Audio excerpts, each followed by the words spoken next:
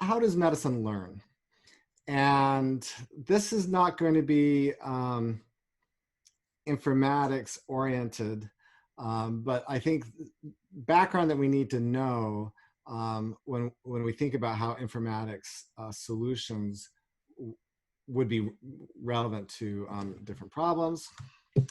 And so again, trying to keep this interesting. Is your iPhone your doctor? And I think that the caption has been cut off, but the person behind the desk is telling the patient that he cannot list his iPhone as his general practitioner.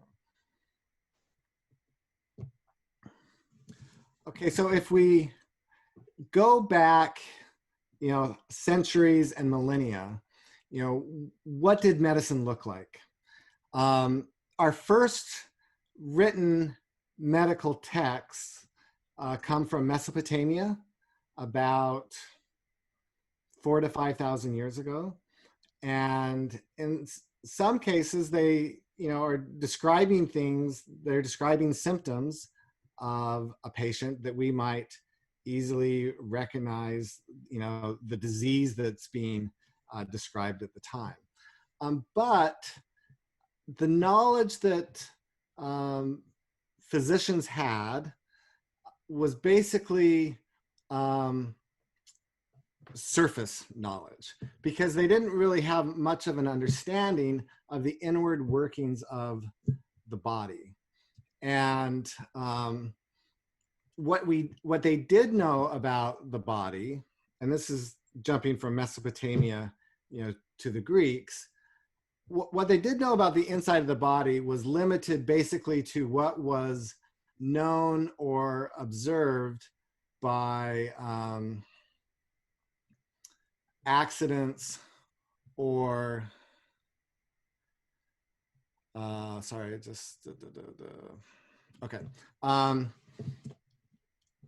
accidents. So you might think that war might have been a great source of medical anatomy knowledge for ancients, because that's since the classical view of the human body forbade dissection, your best look into the body is when someone was accidentally or purposely opened up. Okay, sorry. And so look, this is taken from the Mesopotamian text, and I'll provide the reference that I took this from later. But there'll be, medical knowledge was kind of like this. Okay, I have these observations. There's coughing, there's bloody sputum, there's skin temperature, his hands are cold, but his feet are warm. And then the physician was going to make some sort of causal inference from that. Okay, I think this is caused by an infection. I think this is caused by a demonic possession. So epilepsy, there's a description of an epileptic seizure, and in one of these Mesopotamian texts, and there's a conclusion, okay, this is a demonic possession, and if the patient is in such and such a state, then it'll be possible to drive the demon out of them. If he's in this other case, we're not going to be able to get the demon out, so we don't really have any therapy available to us at the time.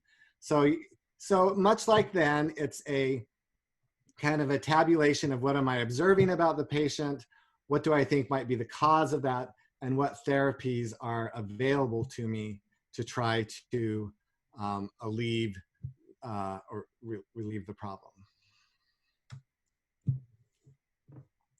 Okay, and so then I have what I'm calling accidental knowledge, where kind of in an unplanned way, I'm learning something about the body. Now, this is not as informative as you might hope, because you have limited ability to have causal inference. And so I have a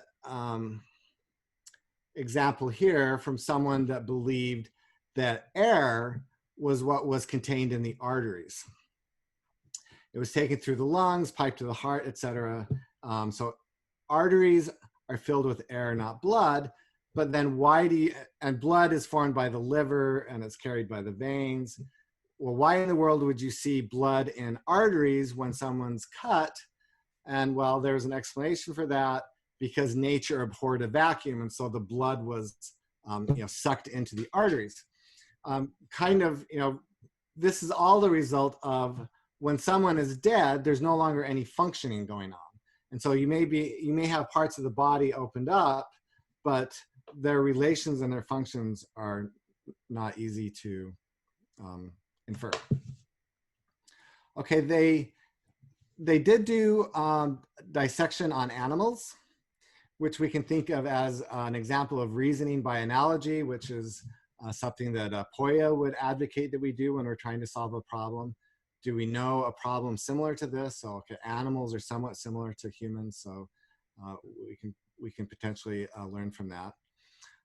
In Greek Alexandria, there was a human dissection going on.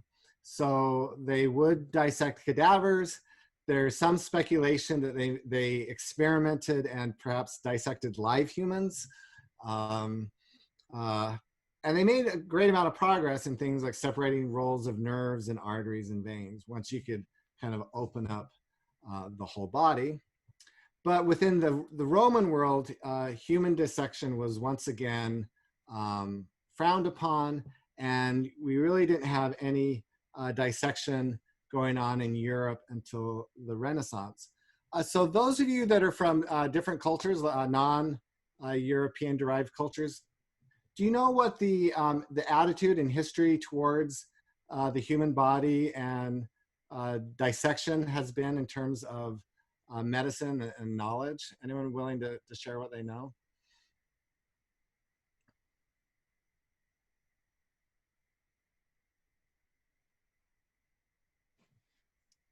Is it too gruesome for people to be thinking of?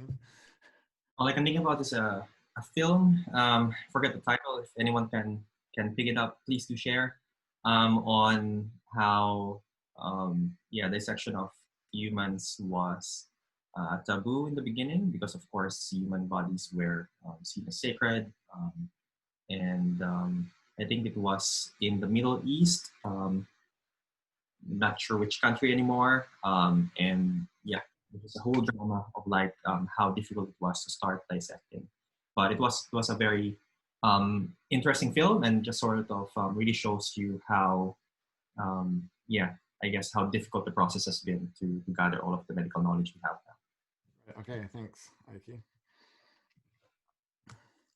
Okay, so when dissection did start in Europe, it was essentially started by artists, and the desire to kind of understand the musculature and the skeleton in order to better render the human body in painting and sculpture. And so some of the early masters of dissection were artists such as Da Vinci, Dürer, and Michelangelo, but contemporaneous to that were physicians such as this Berengario de Carpi, who really started dissecting to learn anatomy and physiology. And once it started, it really took off. And it was a problem in Europe of thieves stealing bodies to sell to College of Surgeons, etc. And so, and public dissections became a very popular, I don't know if entertainment's the right word, but public dissections would be commonly performed in Europe. Okay, so this, I think I don't know if it's too hard to stress, but it's being able to open up the body to see how the body functioned became very important for actually getting medical knowledge and understanding that could lead to effective therapies. Okay, I have another category of what I'm calling accidental observation, and this is very culturally centric label of accidental observation, but it's a description of how smallpox vaccinations got introduced into Europe. So smallpox were in Europe, this is the 1600s, was very deadly. And smallpox, for example, is one of the diseases that really wreaked havoc on Native Americans when Europeans arrived in the 1500s. And I would suspect a similar kind of thing with here in Australia with Aboriginal populations. Smallpox is something that's derived from cultures that have herding animals like cattle, etc. And so when they're introduced into communities that don't have that and they don't have the immunity to it, very fatal disease. But in the 1600s, the wife of an ambassador that was assigned to Constantinople or Istanbul in modern day Turkey witnessed that the people there in Turkey did not really suffer from smallpox at all. And that is because they had a vaccination program. And this is her description of it that she wrote back to her friends back in England. I'm going to tell you a thing that will make you wish yourself here. The smallpox, so fatal and so general among us, is here entirely harmless by the invention of what she's calling engrafting, which is the term they give it. There is a set of old women who make it their business to perform the operation every autumn in the month of September when the great heat is abated. They make parties for the purpose. The old woman comes with the nutshell full of the matter of the best sort of smallpox and asks what veins you please to have opened. She immediately rips open and puts into the vein as much smallpox matter as can lie upon the head of her needle. So this is how Europe learned about the idea of vaccination. And pretty shortly after this, it was